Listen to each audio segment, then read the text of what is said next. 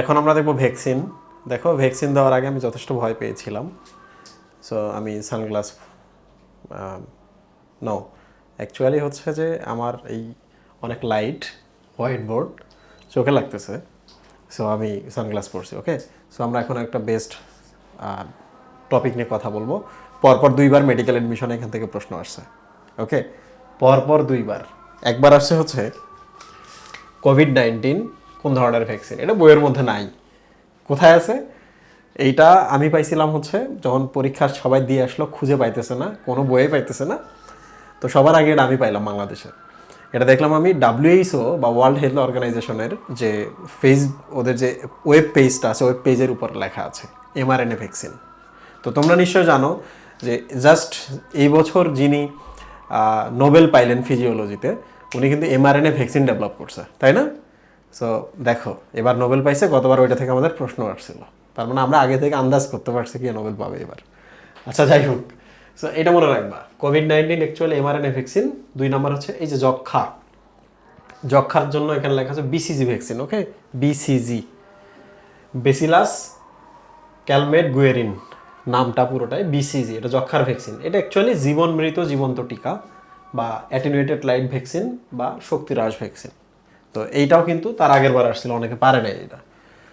তো আজমল স্যার এবং আলিম স্যার দুইটা বই আমি কম্বাইন করে এখানে পড়াচ্ছি, প্রশ্ন যেখান থেকে আসুক ইনশাল্লাহ আমরা কমন পাবো। ওকে, দেখো, মৃত বা নিষ্ক্রিয় টিকা। তার আগে আমরা একটু ভ্যাকসিন সম্পর্কে আলোচনা করি। এটা একটা ভাইরাস কিংবা ব্যাকটেরিয়া, তোমার দেহে যদি সে চলে আসে, তখন তোমার দেহ কিন্তু কি করে, এটার এগেনস্টে একটা অ্যান্টিবডি তৈরি করে। অ্যান্টিবডি, এই অ্যান্টিবডি তৈরি হয়ে গেলে এটাকে মেরে ফেললে তোমার দেহে কিন্তু এখন এটার নাই, অ্যান্টিবডিটা থেকে যাচ্ছে, রাইট? এটা অটোমেটিকলি আমাদের দেহে তৈরি হয়ে গেল অ্যান্টিবডিটা। এখন আমি যদি চিন্তা করি যে আমাকে একদিন তো পক্স কিংবা আমাকে একদিন তো হচ্ছে যক্ষার হতেই পারে, তাহলে আমি এক কাজ করি, এখন আমি যেটা দিলাম এটা হলো যক্ষার জীবাণু। এটা কি? যক্ষার জীবাণু। তো আমি এক কাজ করি, এটাকে আগে আমি মারি, যদি মেরে ফেলি বা এটাকে আমি যদি দুর্বল করি, দুর্বল হয়ে গেল। ওকে, কি হয়ে গেল? দুর্বল হয়ে গেল। এইটাকে এখন করলাম কি, আমার দেহের ভেতরে দিলাম দুর্বল। তো তুমি আমাকে বলো তো, এ কি আমার দেহে আর রোগ তৈরি করতে পারবে? পারবে না, কারণ সে দুর্বল। এখন আমার দেহ তো এটাকে দুর্বল ভাবুক আর সবল ভাবুক, এটা তো সে নিবে না। সে করবে কি, সাথে সাথে একটা অ্যান্টিবডি তৈরি করে ফেলবে। আমার দেহ ও মৃত আসছে নাকি দুর্বল আসছে নাকি জীবন্ত আসছে কিচ্ছু ভাববে না, আমার দেহ এটাকে দেখে অ্যান্টিবডি বানায় ফেলবে। সো এটা একটা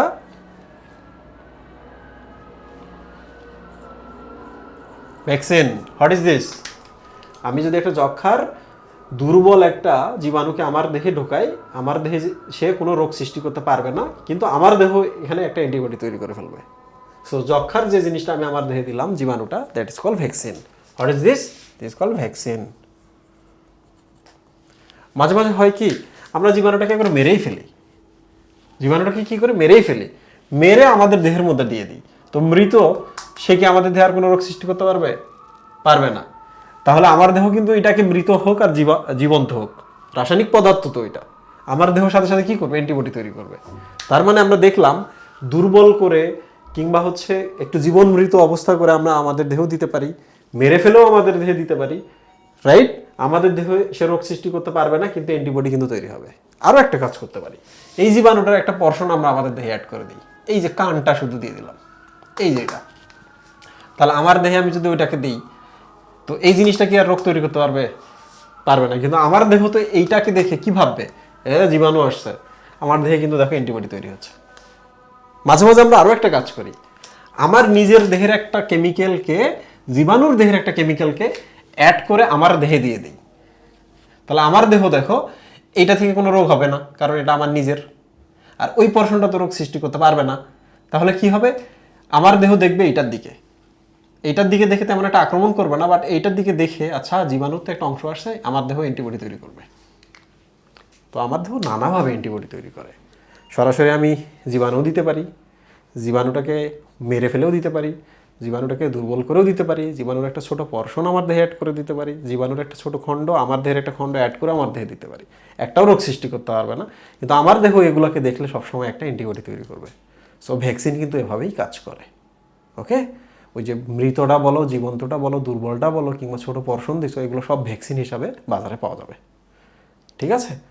সো তোমাদের ফ্যামিলিতে যাদের ভ্যাকসিন দেওয়ার স্বভাব নাই, ভ্যাকসিন দিতে চাও না, এই কাজ কখনোই করবে না। ভ্যাকসিন দিবা, কারণ ভ্যাকসিন দিয়ে রোগ হবে না।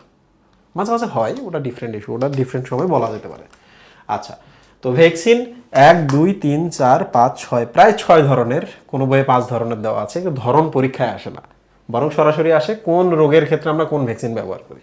সো আমরা সবার আগে এমন একটা টপিকে যাই যেটা পড়তে দ্রুত হবে। ডিএনএ ভ্যাকসিন বলে ভ্যাকসিন পাওয়া যায়।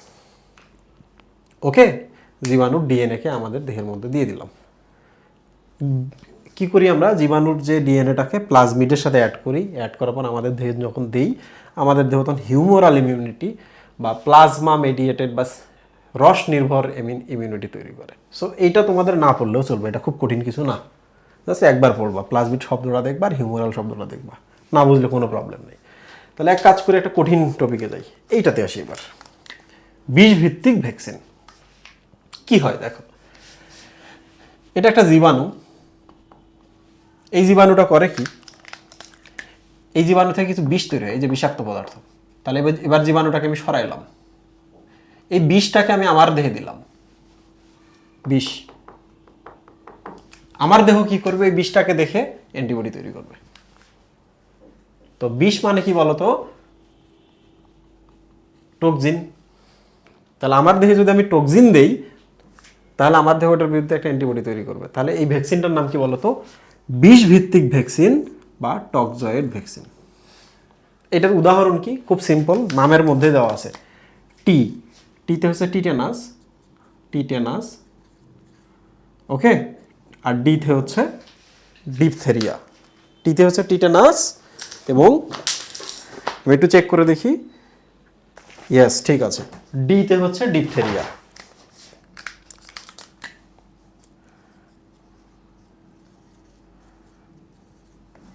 সো আমরা কয়টা পড়ে ফেললাম? 1টা 2টা। আমি আরেকবার বলছি, জীবাণুর যদি বিষ আমার দেহের মতো দেওয়া হয়, আমার দেহ ওই বিষটা দেখে একটা অ্যান্টিবডি তৈরি করে, আমাকে রক্ষা করে। তো জীবাণুর যে বিষটা আমার দেহে দিলাম, ওটা হচ্ছে বিষ ভিত্তিক ভ্যাকসিন বা টক্সিন, যেহেতু তাহলে টক্সয়েড ভ্যাকসিন। টক্সয়েডের প্রথম বানান আর পরের বানান থেকে রোগ আমরা পাবো। টিতে টিটেনাস, ডিতে ডিপথেরিয়া। ঠিক আছে? বিশেষ করে দেখো, আমাদের যখন হাত পা কেটে যায়, হাসপাতালে যাই, তখন আমাদের একটা ভ্যাকসিন দেয় না? রাস্তায় অ্যাক্সিডেন্ট করছে, হাসপাতালে গেছি, চিকিৎসার পাশাপাশি একটা ভ্যাকসিন দেয়, সেই ভ্যাকসিনটার নামই কিন্তু টক্সয়েড ভ্যাকসিন। বুঝতে পারছো? সো এটা শেষ, এটা শেষ। এবার আমরা কাজ করে আরও সহজে চলে আসি, ট্রিক শিখি আগে। উপ একক ভ্যাকসিন। ওকে, উপ একক ভ্যাকসিনও আমি তখন শেখাইছিলাম যে এটা একটা জীবাণু, এই পর্শনটা আমি অ্যাড করলাম, এই যে দেখো এই পর্শনটা, এই পর্শন আমার দেহে, জীবাণুর এই অংশটা আমার দেহে কিছু করতে পারবে না, রোগ সৃষ্টি করতে পারবে না, কিন্তু আমার দেহ এটাকে দেখে কি তৈরি করবে? অ্যান্টিবডি তৈরি করবে। সো ছোট একটা ইউনিট দিচ্ছি, সাব ইউনিট বলা হয় এটাকে। তাহলে কোন কোন রোগের ক্ষেত্রে, যেমন হেপাটাইটিস বি, হেপাটাইটিসের ক্ষেত্রে আমরা এই ভ্যাকসিনটা ব্যবহার করি। পেপিলোমা ভাইরাসের এগেনস্টে আমরা ব্যবহার করি। পেপিলোমা ভাইরাস কিন্তু মেয়েদের জরায়ুতে ক্যান্সার করে, জরায়ু মুখে ক্যান্সার করে। সো জরায়ু মুখের ক্যান্সার এবং হেপাটাইটিস বি যদি আমরা মুক্ত থাকতে চাই, তাহলে যে জীবাণুটা এটা করে, সেই জীবাণুর ছোট্ট একটা ইউনিট, সাব ইউনিট আমরা আমাদের দেখে দিই। ওই সাব ইউনিটটার নামই হলো সাব ইউনিট ভ্যাকসিন বা উপ একক ভ্যাকসিন। তো সাব ইউনিট ভ্যাকসিনটা মনে রাখার খুব সহজ, নামগুলো বিশাল হয়। দেখো, সাব ইউনিট বলতে বোঝায় পুচকি, কিন্তু রোগের নামগুলো বিশাল, ব্যস্তানুপাতিক সম্পর্ক। Human papilloma virus vaccine, hepatitis B virus vaccine, তাই না? ওকে, দেখো আরেকবার। উপ একক মানে পুচকি জিনিস দেই আমরা, ছোট একটা জীবাণুর অংশ দেই, জীবাণুর একটা ছোট অংশ দেই। সো দিলে আমরা বড় বড় রোগ থেকে রক্ষা পাই, বড় নামের রোগ থেকে রক্ষা পাই। সো 1, 2, 3, 3টা শেষ, এখন আছে 3টা। এবার আমরা চলে আসি অনুবন্ধিতে। কিসে আসবো আমরা? অনুবন্ধিতে। দেখো, অনুবন্ধী মানে কি? বন্ধন ক্রিয়েট করা হয়। আমি কিছুক্ষণ আগে বোঝাইছিলাম যে একটা জীবাণুর অংশ দিব আর একটা আমার দেহের অংশ দিব। তাহলে এখন আমার দেহের অংশ, জীবাণুর অংশ, এ তো রোগ সৃষ্টি করতে পারবে না। আমার দেহের অংশ দেখে তো আমার দেহ এটার এগেনস্টে তেমন একটা কোনো কাজ করবে না, বাট এটার এগেনস্টে একটা কি তৈরি হবে? অ্যান্টিবডি তৈরি হবে। তো দুইজন মিলে আমরা একসাথে করে দিলাম, তাহলে এটাকে আমরা বলবো বন্ধন ক্রিয়েট করে অ্যাড করে দিলাম, অনুবন্ধী বা কনজুগেট ভ্যাকসিন। ঠিক আছে, তাহলে দেখো কনজুগেট। এখন এটার নামটা কেমনে মনে রাখবা, এটার নাম মনে রাখা একটু ট্রিকি ওয়েতে করতে হবে। পরীক্ষায় যেহেতু এখান থেকে প্রশ্ন আসবে, আমরা একটু চিন্তা ভাবনা করে দেবো। যেমন টকজয়েডে বলছি টি এবং ডি থেকে আসে, তারপর উপ এককে বলছি জিনিস ছোট কিন্তু রোগের নাম বড়, এটা একটা ট্রিক। এইটার ট্রিকটা হলো এইভাবে দেবো আমরা। দেখো খালি যুক্ত বর্ণ, খালি যুক্ত বর্ণ, এই দেখো ক ক ক ক, তিনটা ক এখানে। তাহলে অনুবন্ধী মানে কি, যুক্ত থাকা দুইটা জিনিস অ্যাড হওয়া। এখানে এসে দেখো যুক্ত যুক্ত যুক্ত যুক্ত যুক্ত যুক্ত যুক্ত, মনে থাকবে? তাহলে বারবার এই বানানগুলো দেখতে হবে। আচ্ছা এই ট্রিকে তো পড়ছি এখানে, তাহলে মনে থাকবে। আচ্ছা আমি আরেকবার রিপিট করবো, তখন তোমাদের হয়ে যাবে। এবার চলে আসি আমরা এই দুইটা, জীবন মৃত এবং মৃত ভ্যাকসিন। দেখো জীবন মৃততে আমরা চলে আসি। এটা একটা জীবাণু, জীবাণুটাকে আমরা নানাভাবেই হচ্ছে জীবন মৃত। জীবন মৃত মানে বোঝো, একটা মানুষ পড়ে আছে, না মরছে না তেমন বেঁচে থাকার সাইন সিম্পটম দেখাচ্ছে, আধামরা বলা হয় এটাকে। তো আধামরা করা হয় কিভাবে জানো? একটা জীবাণুকে বারবার কালচার করতে হয় বা চাষ করতে হয়। তোমরা কি জানো যে নিজ ফ্যামিলির মধ্যে বারবার বিয়ে হলে বারবার বিয়ে হলে বারবার বিয়ে হলে শেষে যে সন্তানরা তৈরি হয় এরা দুর্বল হয়? নিজ ফ্যামিলিতে যদি হয়, নিজের চাহাতমন মাহাতমন চাহাতমন মাহাতমন বিয়ে হইতেছে, বাচ্চা কাচ্চারা ধীরে ধীরে কি হবে, রোগের প্রতি ভালনারেবল হবে। এইসব বাচ্চা কাচ্চার অনেক রোগ হয়। সো যদি আমরা নিজেদের মধ্যে চাষাবাদ করতে থাকি তাহলে সন্তান দুর্বল হবে। লাইক দ্যাট একটা জীবাণুকে যদি আমরা বারবার কালচার করি, কালচার মানে চাষ, এটা কিন্তু মনে রাখতে হবে কেমনে তৈরি করা হয়। তো বারবার যদি চাষ করি তাহলে সে কি হয়, জীবন মৃত জীবন্ত, মানে জীবন্ত আবার মৃত্যুর মতো। এটার ইংলিশ হচ্ছে অ্যাটেনুয়েটেড লাইফ। লাইফ মানে জীবন্ত, বাট অ্যাটেনুয়েটেড মানে কি, দুর্বল হয়ে গেছে। যেটাকে আমরা আরও এইভাবে বলতে পারি শক্তি হ্রাস। যে জীবন্তও না আবার মৃতও না, তার তো শক্তিই নেই, সে শক্তি হ্রাস পাইছে। তো তিনটা টার্মই মনে রাখতে হবে, কখন কোনটা দিবে বোঝা খুব মুশকিল। ওকে, তাইলে আমরা আসি এখানে, সেটা হলো এটাও কীভাবে মনে রাখবো। এটার একটা ট্রিক আছে। মাম পানি আমরা খাই না, পানি খেয়ে কি আর শক্তি পাওয়া যায়? তোমার খুব দুর্বল লাগতেছে, তুমি পানি খেয়ে শক্তি চাইতেছো, পাবা না। তাহলে মামের পানিটা খাওয়ার পরে তোমার শক্তিটা আরও হ্রাস পাবে। তুমি কে? তোমার নাম রুবি। তাহলে মামের পানিটা খাওয়ার পর রুবির শক্তি হ্রাস পেল, এইভাবে মনে রাখবা। মামের পানিটা খাওয়ার পর রুবির শক্তি হ্রাস পেল। আবার বলো, মামের পানিটাই রুবির শক্তি হ্রাস করলো, মামের পানিটাই রুবির শক্তি হ্রাস করলো। মনে থাকবে? দেখো মাতে হচ্ছে মামস, ওই যে আমাদের গাল ফোলে না ছোটোবেলায়, এটা। মতে হচ্ছে মিজেলস, এই যে বাচ্চাদের ছোটোবেলায় র্যাশ হয়, গায়ের মধ্যে জ্বর হয়, লাল লাল লাল র্যাশ হয়, মিজেলস। পানিতে হচ্ছে পানি বসন্ত, যেটা নাম জল বসন্ত আমরা বলি, পানি বসন্ত। টাইতে কি, টাইফয়েড। মামের পানিটাই রুবিটা হচ্ছে রুবিওলা।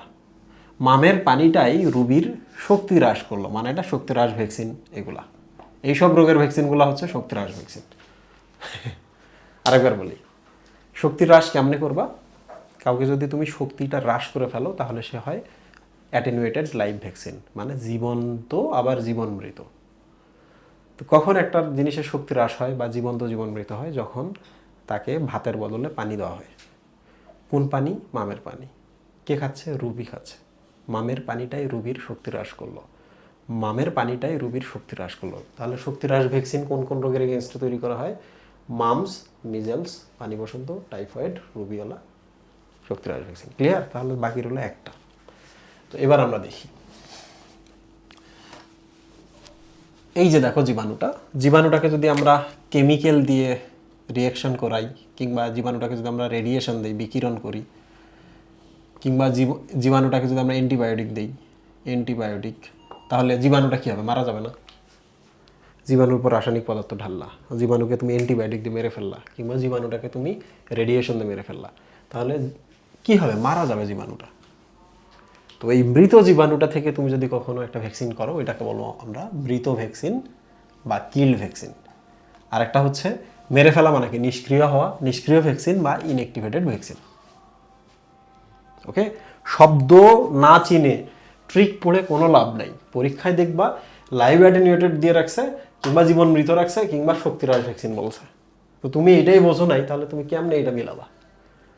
ওকে, তাহলে বলো, কোন একটা জীবাণুকে যদি আমরা কিল করতে চাই, কিংবা কোন একটা জীবাণুকে আমরা নিষ্ক্রিয় করতে চাই, কি করব? বিকিরণ দিতে পারি, অ্যান্টিবায়োটিক দিতে পারি, তাপ দিতে পারি, রেডিয়েশন দিতে পারি। ওকে, তাহলে নাম কি দেখো, যেহেতু এটা মৃত বা নিষ্ক্রিয়, কিল বা ইনঅ্যাক্টিভেটেড, এই ইনঅ্যাক্টিভেটেড নামের মধ্যে সবগুলো উদাহরণ আছে। ইনতে হচ্ছে ইনফ্লুয়েঞ্জা, ইনফ্লুয়েঞ্জা। এতে হচ্ছে হেপাটাইটিস এ ভাইরাস বা হেপাটাইটিস এর এগেনস্টে দিই। সিতে কি, কলেরা। ডি, এরপর আমরা ডিতে চলে আসি। প্রথম আমরা ইনএক পর্যন্ত করলাম, 3টা পেলাম। ডিটা যদি আমরা উল্টাই পি হয়, পিতে কি, পোলিও। ডিটাকে যদি আমরা উল্টাই পির মতো করি, করে দেখো একটু লেজ অ্যাড করলে আর হয় না, আরতে কি, রেবিস। কুত্তায় কামড়াইলে যেটা দিই। ওকে, তাইলে বলো এগুলো কি? এগুলো রোগের নাম ডান সাইডে, যে এই রোগে আমরা এই ভ্যাকসিন দিই। আমি আরেকবার বলছি, কিল্ড বা ইনঅ্যাক্টিভেটেড, যেটার বাংলা হচ্ছে মৃত বা নিষ্ক্রিয় ভ্যাকসিন। ইনঅ্যাক্টিভেটেড শব্দটা দ্বারা মনে রাখবো, influenza, A hepatitis A, C cholera, শেষে আছে ডিটাকে উল্টাইলে হয় পি, পোলিও। পির একটা লেজ অ্যাড করলে হয় আরতে হয় রেবিস। সো আশা করছি তোমাদের আর এইটা নিয়ে কোনো প্রবলেম হবে না। এখন তোমরা কি করবা, এই ভ্যাকসিনের যে টপিকটা, প্রশ্ন এখান থেকে হবে, সামনে পেছনটা একটু পড়াশোনা করবা, ঠিক আছে? যেমন পোলিও ভ্যাকসিন কবে কবে দেওয়া হয়, কোন মাসে দেওয়া হয়, তারপর হচ্ছে এমআর ভ্যাকসিন কখন দেওয়া হয়, কোন মাসে দেওয়া হয়, এই লিস্টগুলো যদি পড়তে পারো, তাইলে মনে করবা যে তুমি ভ্যাকসিনে খুব ভালো করছো। মেডিকেলে যারা যাবা তারা কিন্তু এইগুলো পরবর্তীতে জানতে হয়, মুখস্থ রাখতে হয়। বুঝতে পারছো? তাইলে আশা করছি এইটার মাধ্যমে তোমাদের লেকচার শেষ হয়ে গেল। সবাইকে ধন্যবাদ, আল্লাহ হাফিজ।